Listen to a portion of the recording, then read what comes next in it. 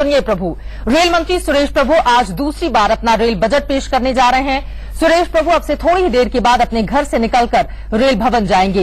ये 4 तस्वीरें हम आपको दिखा रहे हैं। 12 बजे रेल बजट पेश करेंगे। किराया नहीं बढ़ेगा, इस तरह की खबर अब तक सामने आई है। जनरल बोगी में अब ज्यादा कोच होंगे, यानी कि आम लोगों को ज्यादा सहूलियत देने की कोशिश की जाएगी। बुलेट ट्रेन की उम्मीद, चूंकि पिछले साल भी इस बात का ऐलान किया गया था और इस साल भी कब तक क्या कोई टाइम फिक्स किया जाएगा उसके लिए हो सकता है इसका भी ऐलान आज सुरेश प्रभु की ओर से कर दी जाए। पूरे देश की निगाहें इस बात पर टिकी हुई हैं कि इस बार सुरेश प्रभु यात्रियों को कौन सा नया तोहफा देने वाले हैं। बजट पेश करने से पहले रेल मंत्री कह चुके हैं कि रेल बजट सबके लिए संतोषजनक होगा, लेकिन उनके सामने रेलवे की घटती आमदनी और बढ़ती उम्मीदों के बाद इस बेहतर बजट को पेश करने की चुनौती होगी। बजट की कॉपी संसद भवन पहुंच चुकी है, उसकी तस्वीरें भी हम आपको दिखाते हैं। हमारे संवाददाता राकेश सिंह की ये रिपोर्ट देखिए। प्रभु का रेल किस तरह से पटरी पर दौड़ेगा, अब से कुछ देर बाद स्थिति स्पष्ट होगी। आप यहां पर देख सकते हैं कि रेलवे बजट की कॉपी जो है संसद भवन यहां पर पहुंच चुका है। सबसे खास बात यह है कि पिछली बार जिस तरह से रेल बजट में जहां नई ट्रेन का ऐलान नहीं किया गया था, इस बार भी उम्मीद की जा रही है कि नई ट्रेन का ऐलान नहीं हो सकता है। वहीं यात्रा किराया में वृद्धि किए बिना किस तरह से रेलवे मंत्री जो वित्तीय स्थिति है रेलवे की उसको सुधारने का किस तरह से ऐलान करते हैं, ये महत्वपूर्ण बात है।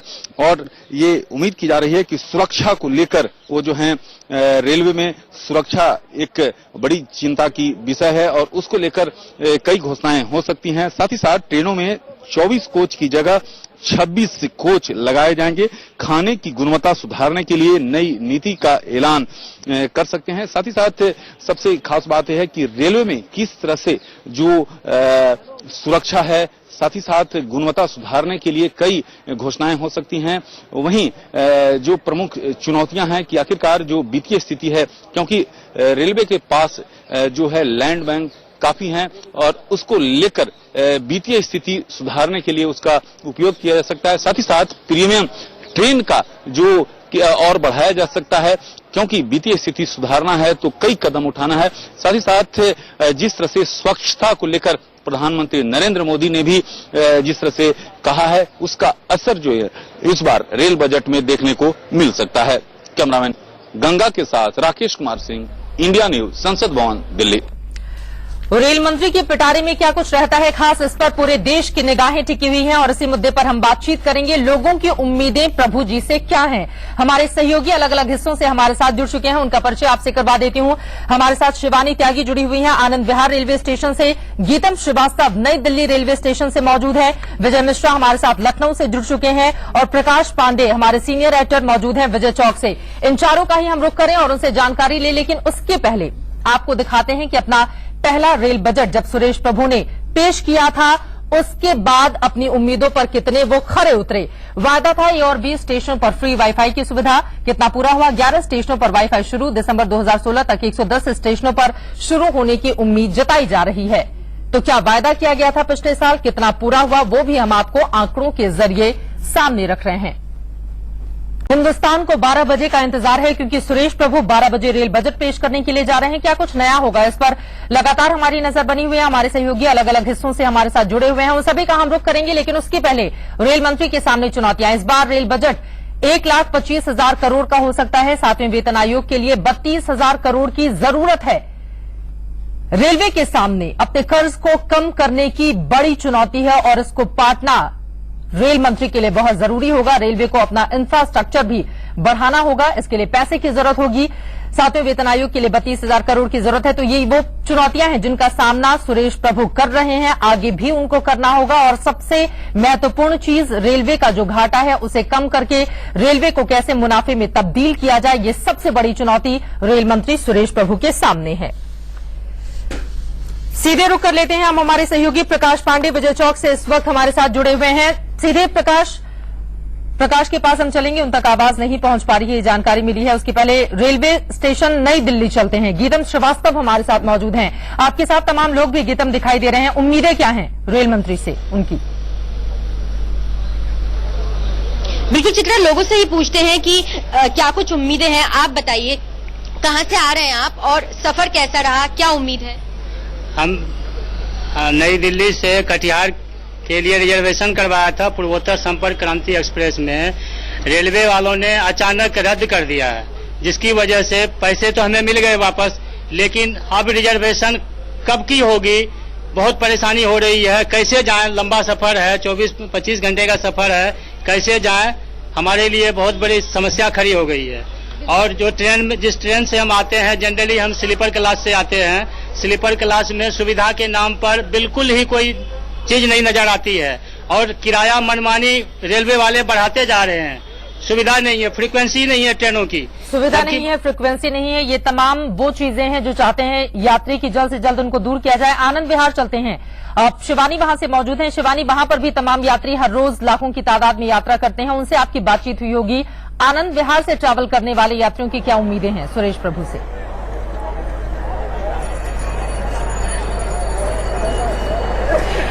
देखिए चित्रा जी, अगर मैं बात करूं आनंद विहार की, तो यहाँ पे सबसे ज्यादा ट्रेन जो जाती है वो बिहार या पूरब के जो इलाके हैं उनमें जाती है। वहाँ पे दिक्कतें इस चीज की है कि यहाँ पे कई सारे ऐसे रूट हैं जहाँ पे सिर्फ एक ट्रेन है। एक सबसे बड़ी दिक्कत वो है। साथ ही साथ सुरक्षा के लिहाज से लोगों ने जरूर बदलाव देखा है। पुलिस जो आरपीएफ है उनके जवानों को ट्रेन में देखा है, तो वो एक उनका कहना है कि थोड़ा बदलाव महसूस किया है। साफ सफाई पहले से थोड़ी बेहतर है, लेकिन अभी भी और भी बदलाव उसमें लाने जरूरी हैं। ऐसी कई बातों के साथ मिली जुली राय लोगों की मिली है। लोगों ने वेटिंग लिस्ट की शिकायत जरूर की है कि वेटिंग लिस्ट पहले ही आ जाती है, इसलिए टिकट नहीं मिलता। इस तरीके की दिक्कतों का सामना उन्हें यहाँ पे भी करना पड़ता है। ज्यादातर प्रीमियम ट्रेनें भी आनंद विहार से ही जाती हैं और माना जा रहा है कि हो सकता है इस तरह की कुछ और ट्रेनों का ऐलान कर दिया जाए सुरेश प्रभु की ओर से, ताकि पैसे को इकट्ठा किया जा सके रेलवे को घाटे को कम करने के लिए। सीधे रुख कर लेते हैं प्रकाश पांडे का, हमारे साथ जुड़े हुए हैं। प्रकाश जी, पिछले बार की अगर हम बात करें तो रेल मंत्री की ओर से एक कविता कही गई थी, ये कहते हुए कि कुछ नया जोड़ना होगा, कुछ पुराना तोड़ना होगा। क्या इसी तर्ज पर इस बार भी सुरेश प्रभु चलते हुए नजर आएंगे, या फिर माना जाए कि पिछले बार से बिल्कुल अलग हटकर होगा इस बार का रेल बजट? देखिए, लब्बे-लुआब अगर देखा जाए चित्रा, तो तकरीबन उसी तरह का ही बजट आने वाला है, क्योंकि जो हमारे सूत्र बताते हैं कि कोई नई ट्रेन को जो है नहीं इंट्रोड्यूस किया जाएगा। जो पुरानी है अलबत्त उन्हीं को ठीक से चलाने का जो है जिम्मेदारी सुरेश प्रभु ने ली है, क्योंकि कई चीजें हैं जैसे सिक्योरिटी, वो रेलवे के लिए सबसे बड़ी चीज है। उस पर जो है हमारी ऑफ द रिकॉर्ड जब भी उनसे बात हुई, उन्होंने कहा कि उस पर खासा जोर रहेगा, क्योंकि पिछले कई दिनों से कितनी घटनाएं मुंबई में हमारे इंडियन न्यूज पे ही हमने दिखाई और पूरे देश भर में जो चीजें हुई। तो इस तरह की सुरक्षा की चीजें, खाने को लेकर जो है कोई नया वो चीजें ला सकते हैं, नई पॉलिसी ला सकते हैं। साथ ही डायनेमिक फेयर जो होता है, जैसे शताब्दी और कई जो बड़ी ट्रेनें हैं उनमें जो फेयर तत्काल के उससे जो लिया जाता है, उसमें और भी कुछ ट्रेनों को ऐड करा जाएगा, ताकि जो लोग जा सकते हैं, जो ये फेयर अफोर्ड कर सकते हैं, तो वो अगर चाहें तो उस यथा स्थिति पर उतने फेयर को लेके जो अपना टिकट करा सकते हैं। साथ ही जो सुपर फास्ट ट्रैक के ऊपर इस बार ज्यादा तवज्जो रहेगा, और बिहार जाने वाली ट्रेनें जैसे दिल्ली से पटना जाने के लिए जो है सुपर फास्ट ट्रैक बनाने की बात चल रही है। और जो आगरा के लिए जो ट्रैक था, जिसपे कई दफा कोशिशें हो चुकी हैं, कई ट्रायल हो चुके हैं, उसको कब से कब जल्दी से जल्दी शुरू करना है, इन सारी चीजों पे वो रहेगा। और साथ ही प्राइवेट चीजों पार्टनर को लेकर कई स्टेशनों को जो है साफ सफाई और इन चीजों को शुरू करने की बात है। और जो इंतजार हम 12 बजे तक का कर लेते हैं। उसके पहले ही प्रकाश पांडे हमें जानकारी दे रहे थे कि 12 बजे सुरेश प्रभु के पिटारे से क्या कुछ निकलने वाला है। हमारे तीनों सहयोगी हमारे साथ जुड़े रहेंगे, पल पल की जानकारी आप तक पहुंचाते रहेंगे। 16 अप्रैल 1853 ये वो साल था जब हिंदुस्तान में पहली बार ट्रेन दौड़ी थी। अब हम आ चुके हैं 2016 में। क्या कुछ रहता है खास, इस पर इंडिया न्यूज की नजर लगातार बनी हुई है। फौरन लौटते हैं।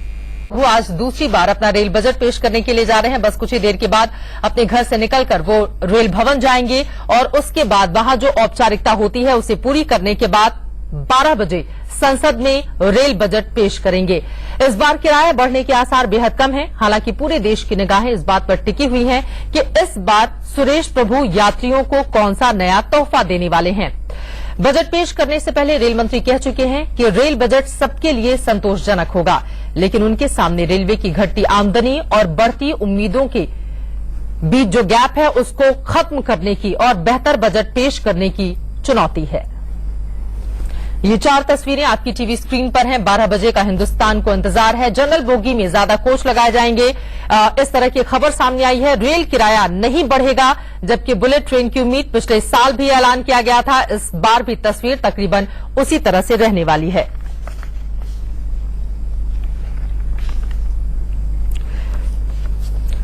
हमारे साथ इसी मुद्दे पर बातचीत करने के लिए बड़ा पैनल जुड़ेगा, उनसे हम बातचीत करेंगे और ये जानकारी लेंगे कि रेल मंत्री के सामने किस तरह की चुनौतियां हैं और यात्रियों को कैसी सहूलियतें उन्हें पहले देनी चाहिए।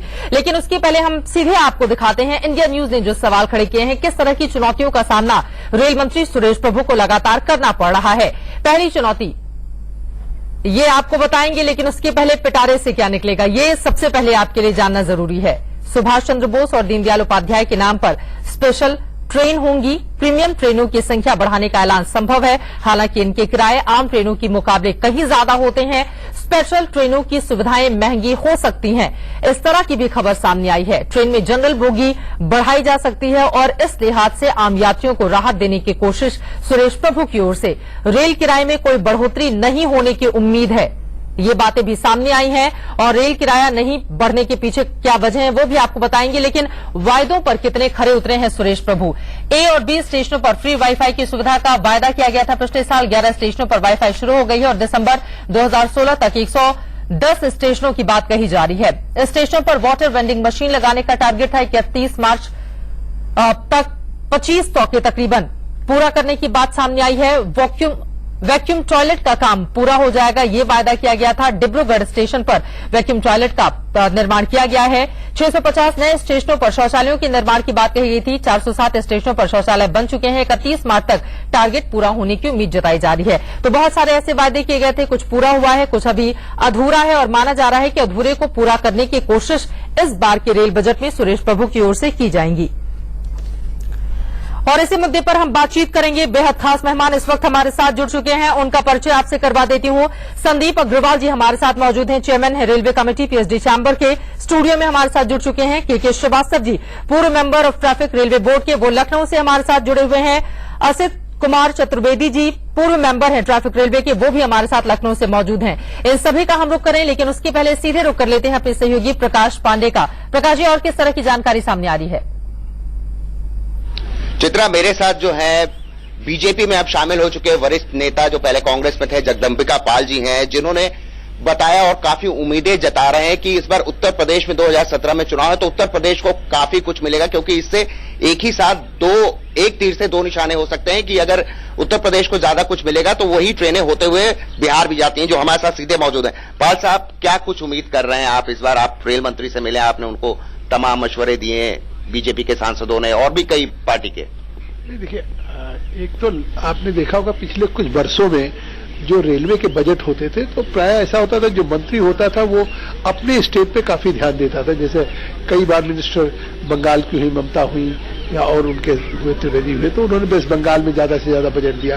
फिर बिहार के रेलवे मिनिस्टर्स होते रहे, उन्होंने बिहार में ध्यान दिया।